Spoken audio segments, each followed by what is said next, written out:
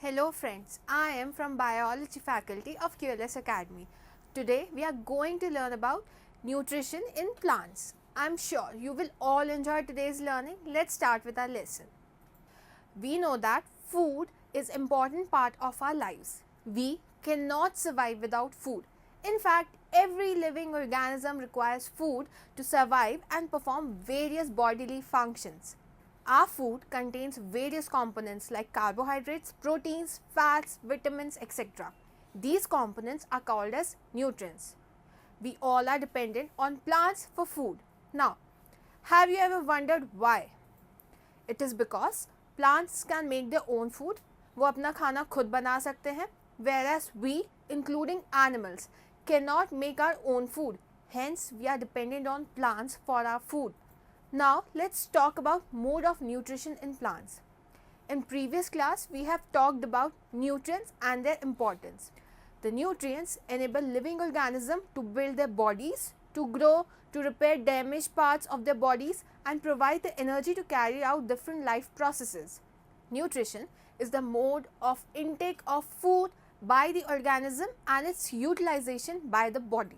Now, can you name any organism apart from plants who can prepare their own food? Obviously, you cannot. Plants are the only organism that can prepare their own food. Now, how do plants prepare their own food? Plants अपना खुद का खाना कैसे बनाते हैं?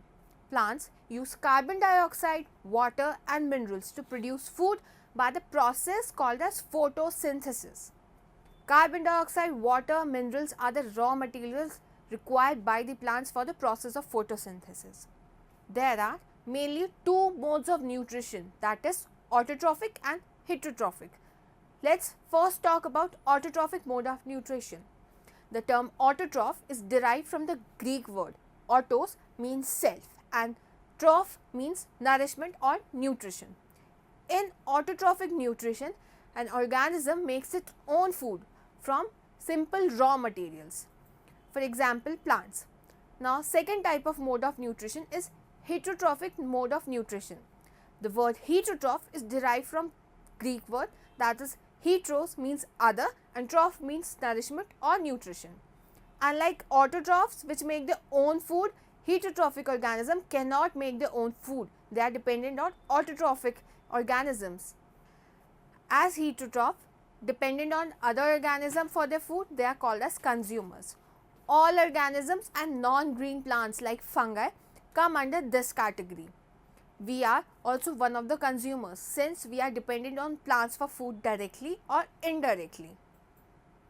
Consumers which consume herbs and other plants are called as herbivores. For example, deer, elephants, cows, sheep, etc. are all herbivores. Consumers which consume other animals are called as carnivores. For example, tiger, polar bear, cheetah, etc. they are all carnivores. Now let's talk about photosynthesis. Photosynthesis is one of the most fundamental biological reaction on this planet. The process of photosynthesis can be summarized in the general reaction. Two molecules of water plus CO2, that is carbon dioxide, plus light energy gives carbohydrates, oxygen and water. Now, what is the meaning of photosynthesis? If we break the word photosynthesis, it can be broken down into two words. Photo means light and synthesis means to make.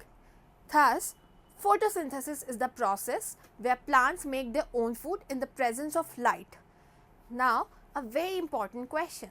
Can plants make their food at night? क्या plants food रात में बना सकते हैं? Plants make their food through photosynthesis which requires sunlight, water and chlorophyll. Sunlight is available only at daytime, not at night. So, plants cannot make their food at night. Before we understand photosynthesis, we must know what are the requirements for photosynthesis. First is the presence of sunlight. Second is the presence of chlorophyll. Third is the presence of water. And finally, the presence of carbon dioxide. Now, from where does these all raw materials plant get? Plants get sunlight from sun, chlorophyll are present in the green leaves of the plants, water is present in the soil and is absorbed by the roots. Carbon dioxide is present in the atmosphere. carbon dioxide from air is taken in through the tiny pores present in the lower surface of the leaves. Now, where does photosynthesis occur? Photosynthesis होता कहाँ पे है? Photosynthesis occur in green leaves. Therefore, green leaves are called as kitchen of the plants. Like us, plants breathe too, but they do it through their openings in leaves and are called as stomata. Stomata open and close to allow the intake of carbon dioxide and the release of oxygen. It is very important that they do this because this is the very process where oxygen is released into the atmosphere and we breathe that oxygen. Air enters the plant through these openings. The carbon dioxide is used in photosynthesis. Some of the oxygen produced is used in respiration by the plants. Now, excess amount of oxygen leaves through these openings called as stomata.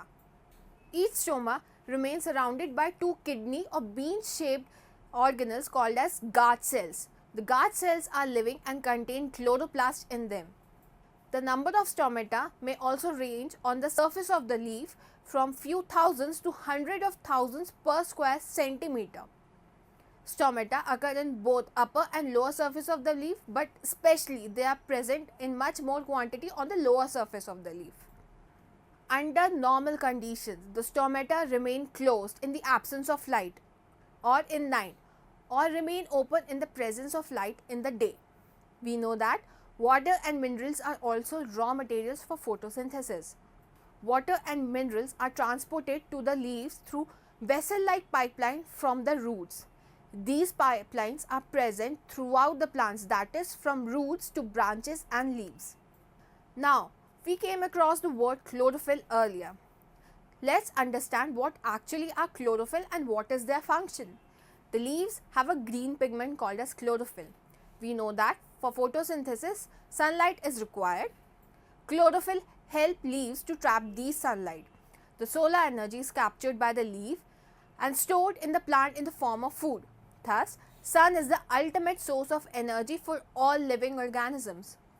During photosynthesis, chlorophyll containing cells of leaves in the presence of sunlight use carbon dioxide and water to synthesize carbohydrates. This carbohydrate is converted into starch, which is stored in the form of food in plants. The presence of starch in leaves indicates the occurrence of photosynthesis. The starch is also a kind of carbohydrate. You must have observed many ornamental plants with various different colors of leaves. Now, do you think that photosynthesis takes place in these leaves? The leaves other than green leaves also have chlorophyll. The large amount of red, brown and other pigments mask the green color. Photosynthesis takes place in these leaves also. Now, let's talk about synthesis of plant food other than carbohydrates. Plants can synthesize components of food other than carbohydrates such as proteins and fats. Now, you might wonder कि proteins तो nitrogen से बनते हैं, फिर plants को nitrogen कहाँ से मिलता है? Nitrogen is present in abundance in air around us, but plants cannot use this nitrogen directly. There are some special kind of bacteria present in the soil which convert this gaseous nitrogen to usable form, which is then used by the plants. Also, farmers add nitrogenous fertilizers for plants for proper nourishment of the plants. Now students, हमने photosynthesis के बारे में तो पढ़ लिया, but now the very important question, can we live without photosynthesis? क्या हम बिना photosynthesis के रह सकते हैं? Many living things obtain their energy directly from the sun in the case of plants or indirectly in the case of animals. If there was no photosynthesis, plants and animals likely could not exist. In addition, the atmosphere would have very little oxygen because photosynthesis releases large amount of oxygen into the air that we and other animals breathe. So students, to conclude this lesson, we learned about how plants apart from oxygen provide us with food. I hope you all enjoyed knowing the process of photosynthesis. If you have any other doubt, you can go to the following link.